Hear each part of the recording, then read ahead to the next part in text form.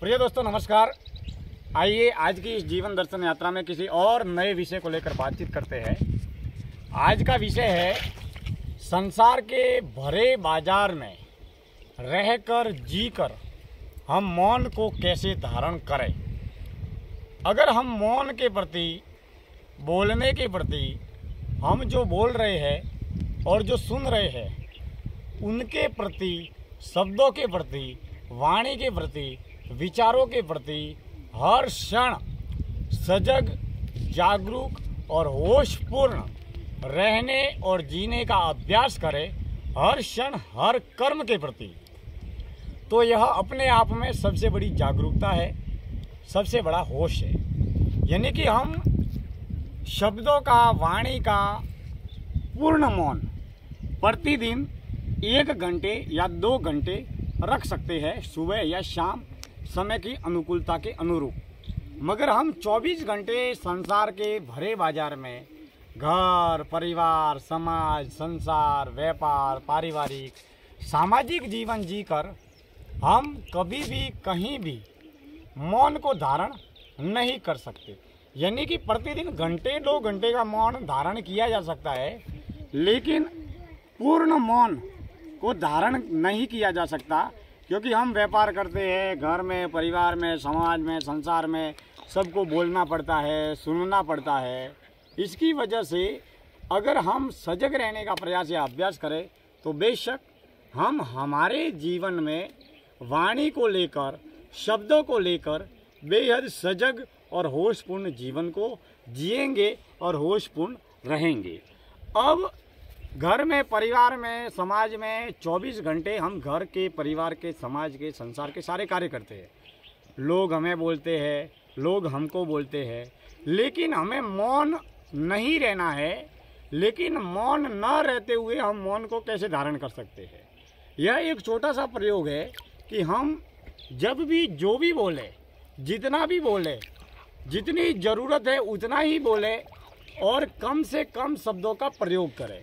और जब भी जो भी बोले वो बोलने के प्रति हम कब, कहाँ, क्या, कितना, क्यों बोल रहे हैं और हम जो बोल रहे हैं वह सामने वाले व्यक्ति पर क्या प्रभाव डाल रहा है, या फिर सामने वाला व्यक्ति जो बोल रहा है उसके बोलने से हम जो सुन रहे हैं उसके बोलने से हमारे देह में क्या क्रिया हो रही है, हमारे मन में किन विचारों का या किन विकारों का जन्म हो रहा है, और विचारों और विकारों के जन्म लेने के बाद में किस तरीके की क्रिया, प्रतिक्रिया या कर्म का जन्म हो रहा है। यानी कि हमें पूर्ण रूप से सजग, जागरूक और होशपूर्ण रहना है। वह संसार के भरे बाजार में मौन की यात्रा है।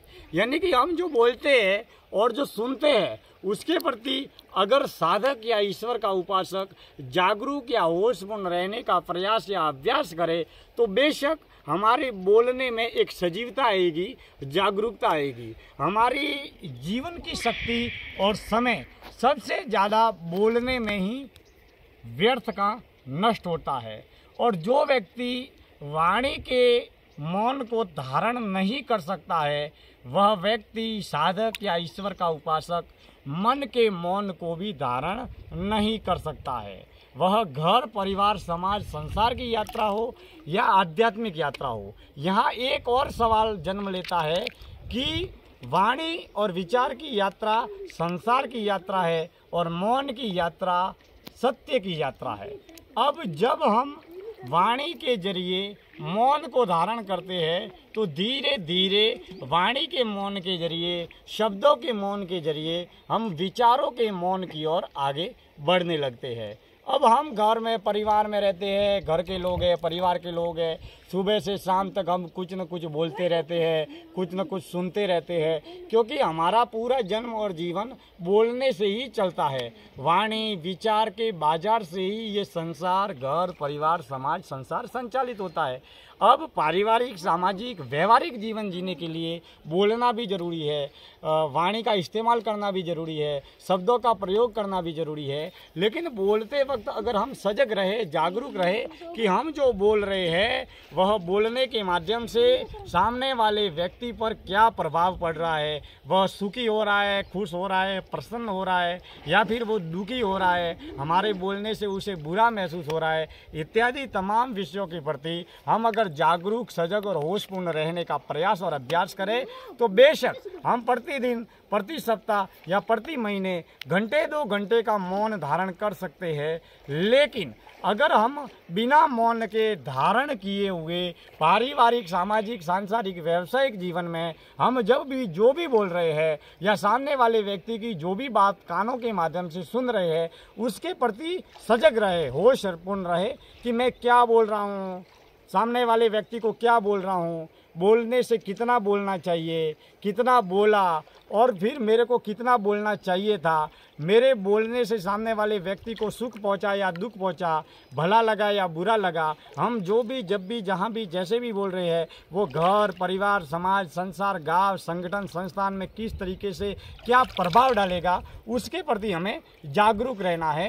तो इस छोटे से प्रयोग के प्रति बोलना हमें बंद नहीं करना है, बोलना है, लेकिन बोलते हुए हमें जागरूक रहना है, सजग रहना है, होशपूर्ण रहना है कि हम क्या बोल रहे हैं, क्या सुन रहे हैं, सामने वाला व्यक्ति क्या बोल रहा है, हम क्या बोल रहे हैं और हमें कितना बोलना चाहिए। जितनी ज़रूरत है उतना ही बोले, उतने ही शब्दों का प्रयोग करें। बाकी तमाम जीवन में मौन को धारण करें, बोलना बंद कर देवे, गूंगे बन जाए और जहाँ जितने शब्दों की ज़रूरत है, जितनी वाणी की ज़रूरत है, जितने ज्ञान की ज़रूरत है उतना ही उसका इस्तेमाल करें, क्योंकि साधक का समय और जीवनी शक्ति सबसे ज़्यादा बोलने में ही नष्ट होती है। और जब भी जहाँ भी जितना ज़्यादा बोलते हैं उतना ही हमारी आंतरिक, अंतर्मुखी, आत्म केंद्रित यात्रा में बाधा और मुश्किलें पैदा होती है। इसलिए मौन और ध्यान और होश की यात्रा तय करने वाले हर साधक को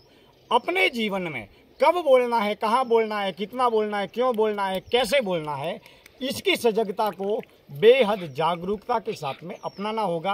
क्योंकि वाणी, विचार, शब्दों के माध्यम से हम जाने अनजाने में किसी न किसी व्यक्ति की या तो बुराई कर रहे होते हैं या फिर किसी न किसी व्यक्ति की गैर जरूरी तारीफ, सराहना या प्रशंसा कर रहे होते हैं। हम जब भी, जहाँ भी जितना कम बोलेंगे उतनी ऊर्जा और समय की भी बचत होगी और साथ में व्यर्थ के वाद विवाद और विरोध से भी बचे रहेंगे। इसी के साथ में हमारे जीवन की ऊर्जा शक्ति नष्ट नहीं होगी और हमारे वाणी की मौन के जरिए संसार के भरे बाजार में रहकर और जीकर हम वाणी के मौन के जरिए, शब्दों के मौन के जरिए, विचारों के मौन की अनंत यात्रा में आगे बढ़ते चले जाएंगे।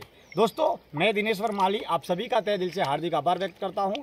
फिलहाल वर्तमान में हम गाँव में हैं, दोपहर की पावन पवित्र वेला है और नदी बह रही है, नदी में मछलियाँ तैर रही है, नदी में लहरें मंडरा रही है, लहरें दिखाई दे रही है और इस तरोताज़ा नदी में तैरती हुई मछलियाँ भी दिखाई दे रही है। और जिस तरीके से इस नदी में लहरें उठ रही है, ठीक उसी तरीके से मेरे मन में जिन विचारों का जन्म हुआ उन विचारों को शब्दों के माध्यम से, वाणी के माध्यम से, विचारों के माध्यम से मैंने आपके सामने प्रस्तुत किया, जिसका नाम है जीवन दर्शन यात्रा। जीवन में दर्शन की यात्रा जारी है और जारी रहेगी। आप जुड़े रहे हमारे साथ। मैं दिनेश्वर माली दोपहर की परम पावन पवित्र वेला में नदी के परम पावन पवित्र तट से मैं आज की इस जीवन दर्शन यात्रा का समापन करता हूँ।